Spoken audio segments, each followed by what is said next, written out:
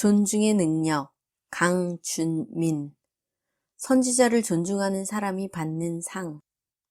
하나님의 말씀을 통해 축복과 형통의 복을 누리게 하십니다. 존중의 원리는 하나님이 상 주시기 위해 마련하신 것입니다. 존중의 원리는 상 주시기를 원하시는 하나님의 마음이 담긴 원리입니다. 하나님이 엘리 제사장에게 주신 존중의 원리를 우리는 거듭 마음에 새겨야 합니다. 나를 존중히 여기는 자를 내가 존중히 여기고 나를 멸시하는 자를 내가 경멸히 여기리라. 사무엘상 2장 30절 말씀. 이 말씀은 결코 하나님을 멸시하는 자가 되어 경멸함을 받으라는 뜻에서 주신 것이 아님을 알아야 합니다. 엘리 제사장으로 하여금 지금이라도 깨닫고 회개하라는 뜻입니다. 하나님을 존중하는 자가 되어 존중이 여김을 받으라는 뜻입니다. 하나님의 성품은 존중하는 성품입니다. 삼위일체 하나님은 서로를 존중하십니다. 하나님 나라의 문화는 존중하는 문화입니다. 존중하는 사람에게 상을 주는 문화입니다. 그러기에 하나님은 상 주시기를 기뻐하십니다. 상은 어떤 것에 대한 보상을 의미합니다. 어떤 일을 잘했을 때 보상을 받는 것이 상입니다. 반면에 어떤 일을 잘못했을 때 벌을 받는 것을 보응이라고 합니다. 예수님은 이 땅에 다시 오실 때 각 사람의 행한 대로 갚으리라고 말씀하셨습니다. 인자가 아버지의 영광으로 그 천사들과 함께 오리니 그때에 각 사람의 행한 대로 갚으리라. 마가복음 16장 27절 말씀. 행한 대로 갚는다는 것은 보상과 보응을 의미합니다. 묵상을 위한 하나님이 상 주시는 삶이란 책에서 보상과 보응에 대해 다음과 같이 기록하고 있습니다. 우리는 이 땅에서 무엇을 했느냐에 따라 영원에 대한 보상을 받고 보응도 받게 된다. 믿는 자들과 믿지 않는 자들은 모두 왕좌에 앉아 계시는 예수 그리스도께 심판을 받을 것이다.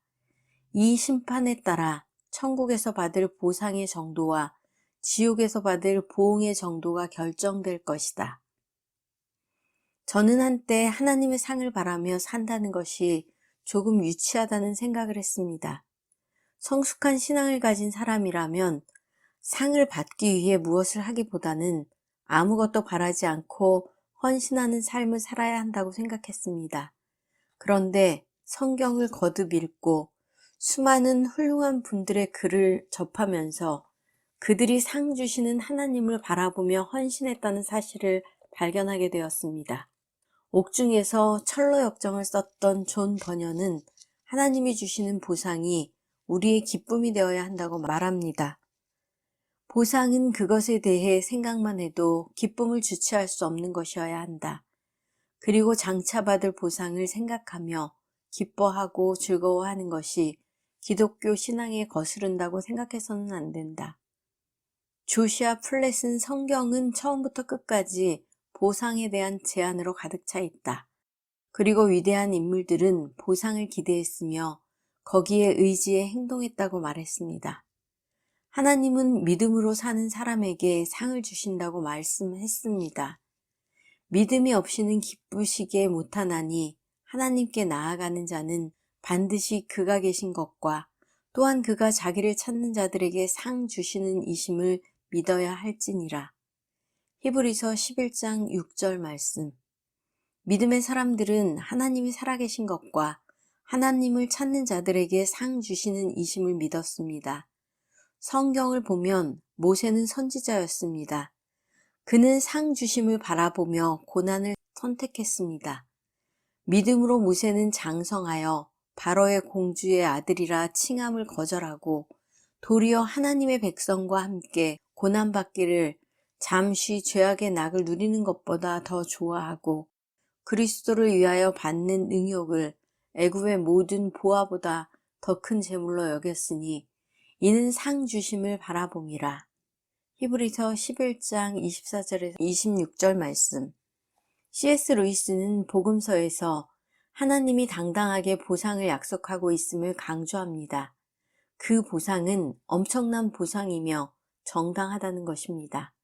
하나님이 주시는 보상을 어떤 사람들은 상거래처럼 생각할 수 있지만 걱정하지 말라고 이야기합니다. 그 까닭은 하나님께서 약속하신 보상, 즉 그리스도인들이 추구하는 보상은 아주 합당하며 정당하기 때문입니다. 이런 보상의 약속을 근거로 불신자들이 그리스도인의 삶을 상거래라고 말하더라도 걱정할 것 없습니다. 보상에도 여러 종류가 있기 때문입니다. 첫째, 합당치 않은 보상이 있습니다. 행위와 보상 사이에 자연스러운 연관성이 없는 경우입니다. 동기가 불순한 경우라고 할 수 있지요. 돈은 사랑에 대한 당연한 보상이 아닙니다. 그렇기 때문에 돈 때문에 여자와 결혼하는 사람을 속물이라 부릅니다. 둘째, 합당한 보상이 있습니다. 진정한 여인에게 결혼은 합당한 보상이며 결혼을 원한다고 하여 속물이라고 손가락질하지 않습니다. 귀족 자기를 얻기 위해 싸우는 장군은 속물이지만 승리를 위해 싸우는 장군은 속물이 아닙니다. 결혼이 사랑에 합당한 보상이듯 승리는 전투에 합당한 보상이기 때문입니다. 합당한 보상은 어떤 활동에 대한 대가로 주어진 부산물이 아니라 그 활동 자체의 완성입니다. 우리가 하나님을 존중하고 하나님이 세우신 사역자들을 존중하고 서로가 서로를 존중하는 가운데 받게 될 상은 합당한 것입니다. 그렇다면 존중하는 삶이란 무엇이며 그 특징에는 무엇이 있을까요? 어떻게 존중하는 삶을 살 수 있을까요? 우리가 존중의 원리를 배울 수 있는 가장 좋은 길은 존중의 원리를 따라 살았던 좋은 모범을 통해 배우는 것입니다. 따르고 싶은 모범 가운데 한 사람이 수냄 여인입니다. 우리는 수냄 여인을 통해 존중의 원리를 깨닫고 수냄 여인이 존중을 통해 받은 상에 대해서 배워야 합니다. 그리고 우리도 좋은 모범을 따라 존중하는 삶을 살아야 합니다. 하나님의 사람을 알아보고 존중하는 이가 되십시오. 열왕기하 4장에는 엘리사 선지자를 존중했던 수냄 여인의 이야기가 기록되어 있습니다. 하나님이 엘리사와 수냄 여인의 이야기를 기록해 놓은 까닭은 너무나 아름다운 이야기이기 때문입니다. 좋은 모범이 되는 이야기이기 때문입니다. 성경은 수냄 여인을 귀한 여인이라고 말씀하십니다. 하루는 엘리사가 수냄에 이르렀더니 거기 한 귀한 여인이 저를 간권하여 음식을 먹게 한 고로 엘리사가 그곳을 지날 때마다 음식을 먹으러 그리로 들어갔더라. 열왕기하 4장 8절. 수냄 여인은 귀한 여인이었습니다. 그가 부요해서 귀한 여인이 아니라 그 성품이 아름다워 귀한 여인인 것입니다. 하나님의 사람을 알아보는 안목이 있어 귀한 여인인 것입니다. 수냄 여인이 엘리사가 수냄에 이를 때마다 음식을 접대하기를 원했던 것은 그가 하나님의 사람인 것을 알았기 때문입니다. 여인은 그 남편에게 이르되 항상 우리에게로 지나는 이 사람은 하나님의 거룩한 사람인 줄을 내가 아노니. 열왕기하 4장 9절 말씀. 첫째, 존중은 하나님의 사람을 알아보는 데서 시작됩니다. 수냄 여인은 엘리사를 하나님의 거룩한 사람으로 알아보았습니다. 하나님의 사람을 알아보는 안목은 하나님의 안목을 소유한 사람에게서만 나옵니다. 쉬운 성경은 이 말씀을 다음과 같이 번역했습니다. 여자가 자기 남편에게 말했습니다. 내가 보기에 우리 집 앞으로 자주 지나다니는 엘리사는 하나님께서 거룩하다고 여기는 사람입니다. 수냄 여인은 엘리사를 평범한 사람으로 보지 않았습니다. 그가 하나님의 거룩한 사람임을 알아보았습니다. 엄밀히 말하자면 그를 하나님께서 거룩하다고 여기는 사람으로 알았습니다. 더욱 중요한 것은 하나님이 엘리사를 선지자로 세우셨다는 것을 알았다는 것입니다. 곧 선지자의 역할을 알았던 여인입니다. 엘리사가 이스라엘을 위해 어떤 역할을 하는 사람인지를 알았습니다. 존중이란 그 가치를 아는 데서부터 시작됩니다. 수냄 여인은 엘리사 선지자의 가치를 알았고 그 가치를 인정했습니다. 수냄 여인은 엘리사를 존중하고 그를 접대하는 것이 이스라엘을 복되게 하는 것임을 알았습니다. 엘리사는 하나님께서 거룩하다고 여기는 사람입니다. 라는 표현은 정말 귀한 표현입니다. 우리가 사람들을 바라볼 때 우리의 눈을 가지고 보아서는 안 됩니다. 즉, 육신의 눈을 가지고 보아서는 안 됩니다. 하나님의 눈을 가지고 바라보아야 합니다. 특히 하나님이 세운 영적 지도자를 볼 때 하나님의 눈을 가지고 보아야 합니다. 엘리사는 세상적으로 별로 가진 것이 없었습니다. 그러나 그는 하나님이 세우신 선지자였습니다. 엘리사는 이스라엘을 지키시는 하나님의 사람이었습니다. 나아만 장군이 아람 왕의 편지를 가지고 이스라엘 왕에게 나아갔을 때 이스라엘 왕은 두려워 떨었습니다. 아람 왕이 나아만 장군을 빙자해서 이스라엘을 치려고 음모를 꾸민다고 생각했습니다. 그때 엘리사가 이스라엘 왕에게 걱정하지 말라고 소식을 전합니다. 그리고 그 문제를 해결합니다.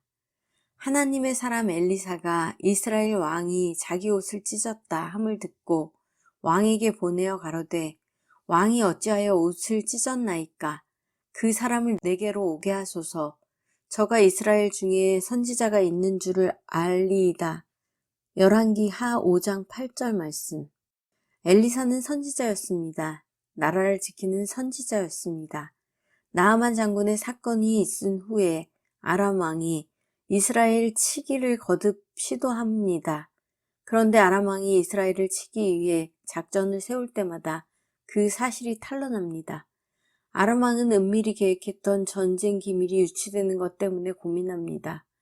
그러나 사실은 아람 왕의 병사가 전쟁 기밀을 유출한 것이 아니라 엘리사가 영감으로 아람 군대의 계획을 미리 알고 이스라엘 왕에게 방비를 시켰던 것입니다. 아람 왕의 신하가 결국 이 사실을 알고 아람 왕께 보고합니다. 그 신복 중에 하나가 가로되 우리 주 왕이여 아니로소이다. 오직 이스라엘 선지자 엘리사가 왕이 침실에서 하신 말씀들이라도 이스라엘 왕에게 고하나이다. 열왕기하 6장 12절 말씀. 하나님의 사람 엘리사는 이스라엘의 병거나 마병과 같았습니다. 아람의 수많은 병거와 마병이 엘리사 한 사람을 이길 수가 없었습니다. 엘리사 곁에는 하늘에서 보낸 불말과 불병거가 가득했습니다.